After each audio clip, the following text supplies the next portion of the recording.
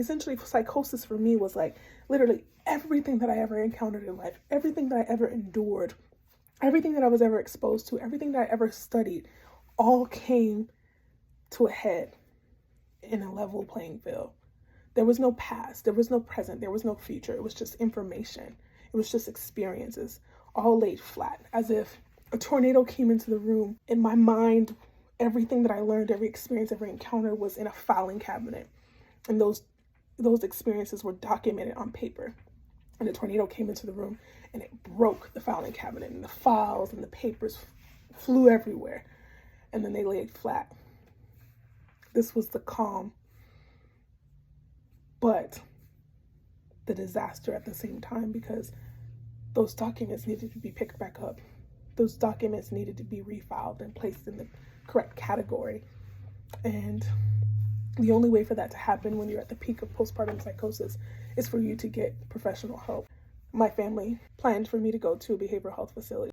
All the while I'm going, I'm thinking that someone is chasing me, because they had me change my clothes and they changed my hair and all these things. So I thought I was going undercover. And when we drove in the car, there was a lot of construction, and I thought that the music in the car, and even television shows prior to this, I thought they were talking, the music was talking to me and telling me that like there's people all over the world that knows what I'm going through and that they're going to help me get to safety. And so the car drives me to the behavioral health facility, and as we get inside, they tell us it's a wait, but eventually we get back there, and I'm thinking that my husband and my aunt are giving me subliminal messages by shaking their foot or nodding their head or scratching their face. I'm looking at their body language and I'm thinking they're trying to tell me what things to say. So if someone goes like this or taps their foot, or I thought it was a cue to like say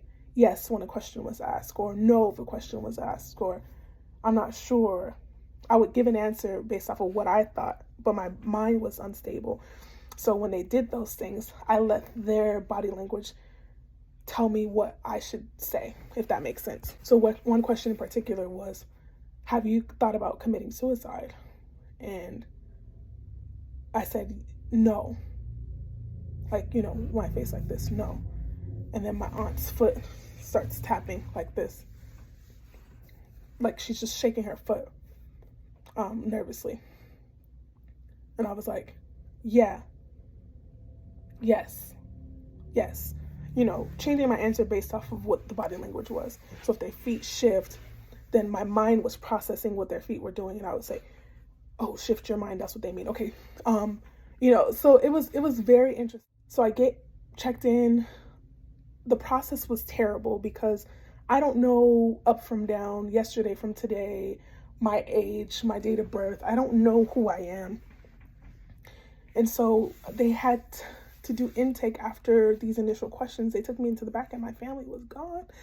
And I remember feeling abandoned because I just knew like maybe they have me doing this so that like I can be safe, and then they're gonna get me from the back. Like maybe this is just a cover up so that the cameras can see me come here, so that everybody else knows that like I'm crazy, but really I'm not. I just know like what's really going on, and they're just trying to usher me to safety so that like I can go home. But nope, the people think that I'm here so that they won't chase me anymore. Maybe that's what's happening. But then as the minutes became hours and hours became days, and several days went by, I realized I was there for me. And that was really tough reality. I couldn't communicate with my family. It was really tough. Because that day my dad came back and I didn't get a chance to see him. And I was afraid. I thought that they were coming after me and I wouldn't be able to see my parents. I remember the fear that I had. I'm never being able to see my babies again. And it was awful. It was awful. It was awful. Soon after I realized that I was there for me, I was still like not in the right frame of mind. I kept remembering that image that the hygienist posted online with the red X across my face. And I thought that that was like a death threat. And the post was about Black excellence, so it kept saying Black excellence on it. That's what I kept seeing in my mind. And so every time I saw an African American person, every time I saw a commercial of Black women, which seemed to be so frequent, I like flipped out. It was triggering to me because I just knew somebody was playing with my mind, making these commercials all about Black women. I lost it. And then I became afraid of people with Black masks, because I felt like it was the masks that were the thing, not the people. And the mind was really playing tricks on me. So they put me on several medications. They had me do a medical workup as well, blood tests, urine samples, all the whole nine. And it was found that after all of this, my blood pressure was skyrocketed. After several days, and me actually actively participating in the programming, I was still very much paranoid, didn't trust people, but for the most part, I was relatively normal. I knew that I knew who I was, I knew where I was, I knew why I was there. I knew that my reality wasn't so far gone, but I was still very much fearful, very much paranoid, and very much anxious. Immediately after I get out of the hospital, not even 24 hours later, I had to deal with matters of the office because the office manager never showed back up for obvious reasons. The dentist quit, another team member quit. And so I was left with 2 team members, and I didn't know what to do because it was like the beginning of April by the time I was able to communicate, but I had a ton of doctor's appointments to follow through. I had to see a psychiatrist. I also had to go about getting tested as to why my blood pressure was skyrocketed. I was also taking a bunch of medications that made me feel like a zombie. I was also trying to reconnect with my children, but I couldn't go back home. I had to do outpatient care from my grandparents' home. It was really tough. It was so tough. And I'm sharing this video because I do feel like the details of postpartum psychosis are not often shared enough. I think people don't understand that it's gradual, that people get to that point. It's not just they wake up one day, they're normal, and then an hour later they are off their rocker. There's traumas, there's layers, there's coincidences, there are a number of things that take place that lead to the ultimate peak of what is psychosis. There's definitely spiritual components that I do plan to go into later. But ultimately, I just want people to understand that it is not to be mocked.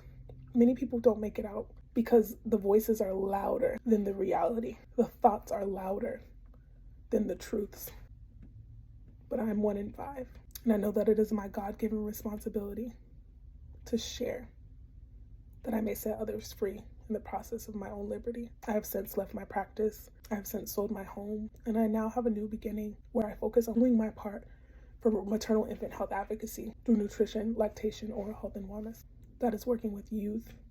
That is supporting mothers. And so that birth, teeth, and tatas. And where the mission comes to empower women. If the story seems jumbled, trust and believe that's not even a half of it, because all of those things were taking place at the same time.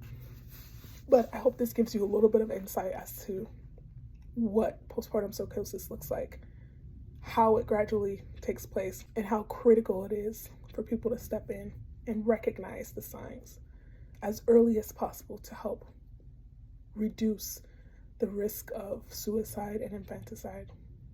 Because I do believe that had I had that moment of fear in the hospital where I was afraid of African American people to the point where if I looked in the mirror and saw myself, I would scream and cry. Look in the mirror in my eyes and say, "Who are you?"